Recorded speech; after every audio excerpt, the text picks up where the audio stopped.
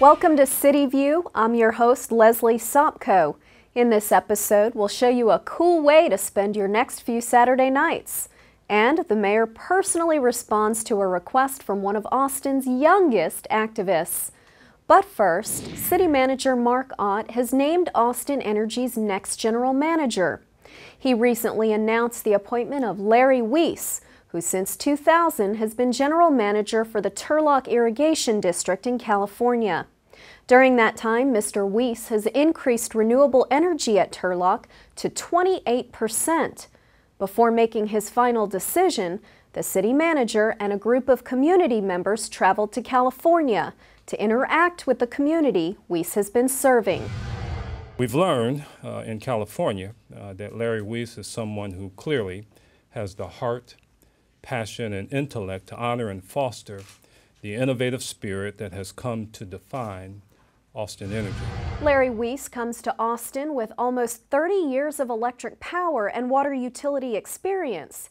His immediate priorities for Austin Energy, he says, will be to address the utility's prospective $46 million budget deficit for the coming budget year, an upcoming rate case, and implementation of a new generation plan. He assumes his new duties at Austin Energy on September 27th. Conservation is a buzzword at Austin Energy and the Austin Water Utility. Both city departments have active campaigns to reduce energy consumption and lower water use in our community. Austin Mayor Lee Leffingwell recently joined the Austin Water Utility to urge Austinites to take the 3C challenge to reduce daily water usage by 10%. Commit, calculate, and conserve. Public education and public participation will be a vitally important part of our future conservation efforts. So today, I'm calling upon all citizens of Austin to take this 3C pledge, to commit, to calculate, and to conserve, and to work together to help conserve and protect our water now and into the future. To help with this effort, Austin Water has launched a new online water use calculator to help residents track their daily usage. To get started, visit ci.austin.tx.us/watercon and answer some basic questions about how water is used in your home. And now it's time for a City Council update from Larry Schooler. All those construction projects you're seeing around Austin are keeping Austinites hard at work, and the Austin City Council wants to give them some help. Council approved an ordinance that entitles construction workers to at least a 10-minute rest break for every 4 hours of work. The council made the ordinance effective immediately. Council took action aimed at protecting animal welfare. They're concerned about conditions at breeding facilities known as puppy mills and kitten factories that mass-produce animals for sale to the public. They believe animals there are more likely to have health problems throughout their lives. So the council asked staff to draft an ordinance banning the retail sales of dogs and cats from these specific kinds of pet stores. Meanwhile, the effort to build a new central library continues to move forward. Council approved a contract for pre-construction services on the project, which is expected to open sometime in 2015. More information on the project is available on the library's website. And the library project isn't the only one that's accelerating. Council approved funding for transportation projects through the Accelerate Austin Bond Funding Program. One project is on 32nd Street from Duval to Red River. Another includes several smaller streets on the northeast side of town in zip code 78723. And Council wants to make it safer for kids to use streets to get to school. Council voted to use grant funds to continue and expand the Safe Routes to School program, encouraging children in elementary and middle school to walk or bike to school and make healthy lifestyle changes.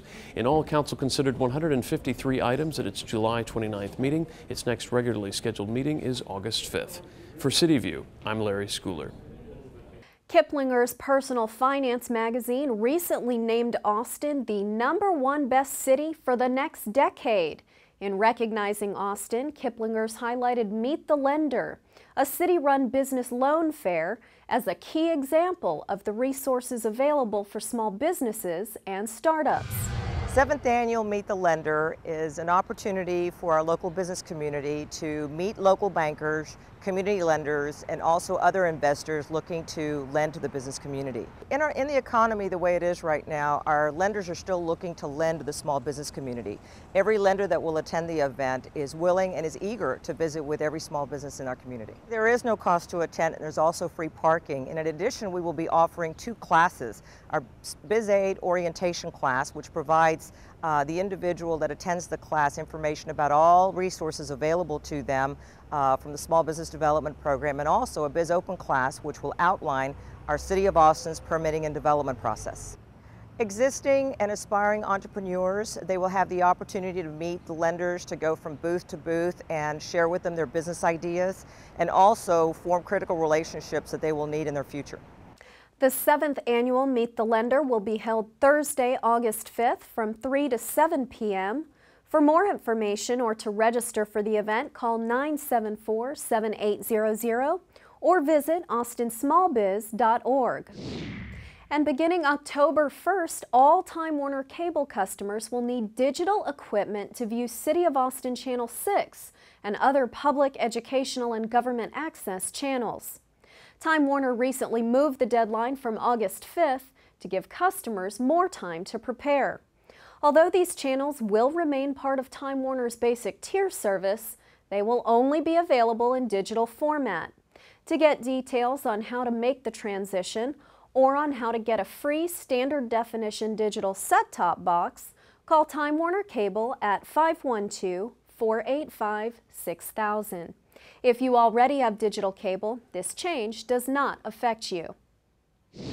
Well, Austin City Hall is a place where all voices can be heard, and it doesn't matter how young you are. Find out how one child's letter convinced the mayor to organize a DVD donation drive for the Austin Public Library. Well, we're looking for children's DVDs, the ones that are the most popular that we just can't seem to keep on the shelves. Back in May, I had a group of elementary students touring City Hall, and they usually stop by my office and say hello, and I get to meet them and say a few words to them. As a result of that meeting, I got a handwritten letter from one of the young students. I'm going to read it for you because it's very short. What can I do to get Austin's library some more kids' DVDs? And that's signed, your citizen, Samuel. So we responded to his letter. We wrote him a letter back, and we told him, that is a great idea, Samuel. So we're going to call upon all the citizens of Austin to donate DVDs to the Austin Public Library so that they can be put out there in the branches and our kids can use them. Eliza has donated Mighty Mouse, Dora the Explorer, which is a fairy tale adventure. Finally, we have Volume 1 of Walt Disney's Timeless Tales, The Prince and the Pauper, Three Little Pigs, The Tortoise and the Hare, and more. They're too young for me, so I thought it would be nice to give them to somebody who wanted them. I like it this. Usually if you come here first, you get first grabs, but we got here a little late, and as you can see, when you get here a little late, it's kind of slim pickings, but we tried to find her something that she enjoys. Instead of giving it away to someone else, you can kind of just share it with everybody. To get a response from the mayor and to have the mayor, run with it and create this really innovative program where we're encouraging people to donate DVDs. I would tell them if they would want them, and if they did, I would give them to them, and if they didn't, I would just ask some other kids. Parents, when their kids get a little older, they don't want to watch those DVDs anymore, that the Dora or the whatever that they were into when they were younger. So those DVDs may just be sitting on a shelf somewhere. So if we can get people to bring them into the library, And go to kids. and other children can share them, and it's just really a wonderful thing. If you have any new or gently used DVDs that you'd like to donate, you can drop them off at any library location in Austin. If you need some ideas on what to donate, visit the Austin Public Library website for a wish list that covers all age groups. The lives of some of Austin's most influential musicians and promoters were recently celebrated during an induction ceremony into the Austin Music Memorial at the Long Center for the Performing Arts. We were there for the celebration. Bagpipes pierced the ears of local musicians and families during the Austin Musician Memorial that featured 10 talented musicians that helped contribute to Austin's music. Well-known artists consisted of Clifford Antone, the owner of the legendary Antone's Blues Club, responsible for launching the careers of many local blues and rock legends. Singer-songwriter that helped shape the reputation of Austin's country music scene, Townes Van Zandt. His songwriting remains internationally revered, and his songs have been performed by many music greats. Once a gas station owner, Kenneth Threadgill turned his station into a tavern, which eventually became a hotspot for local musicians. There's so much talent this year. This could easily be spread out over 2 years.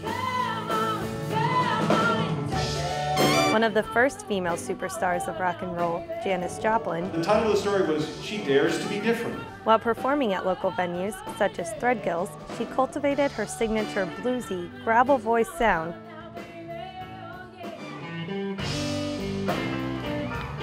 Local legend Stevie Ray Vaughan achieved great success as a virtuoso blues guitarist in the 1980s. He also served as a musical ambassador for Austin, bringing worldwide attention to the city's diverse music scene. I thought it was great. The band was great, a group of amazingly talented musicians, and I thought it was a wonderful group of people to be grouped in with, to be honored. It was a really nice presentation. We appreciate it.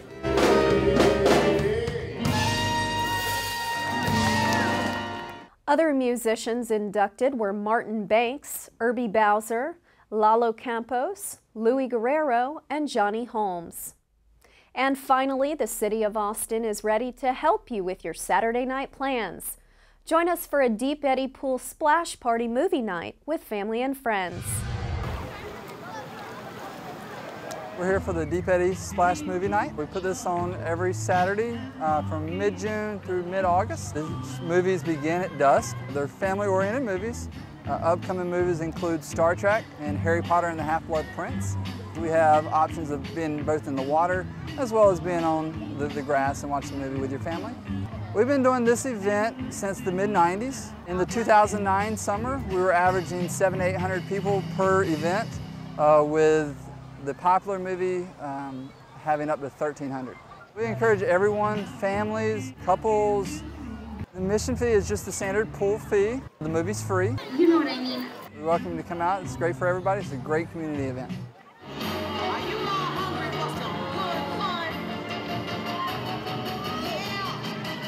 Deep Eddy Pool will be showing family-friendly movies on Saturday nights through August 14th. Movies start at dusk, which is usually around 9 p.m. Your pool entrance fee also covers the movie. And that's all for this edition of CityView. I'm your host, Leslie Sopko. Our next episode premieres Friday, August 10th. Thanks for watching.